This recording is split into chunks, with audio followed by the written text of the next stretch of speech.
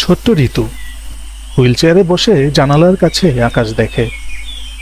সে আকাশে ভেসে বেড়ানো পাখি দেখে, মেঘ দেখে, বৃষ্টি দেখে, দেখে পাতায় হাওয়ার খেলা। আজ ঋতুর খুব ছবি আঁকতে ইচ্ছে করছে। সে মাঝে মাঝে আঁকিঝুঁকি করে পুরনো কাগজে। সে চায় রং তুলিতে নানা রং মেখে তার দেখা দৃশ্যগুলো সাদা কাগজে রাঙিয়ে দিতে।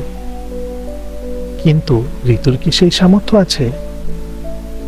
তার পরিবারের কাছে তার এই ইচ্ছেগুলো বোবা হয়ে যায় পরিবারের নানা টানাপোড়েন, বাধা নিষেধে।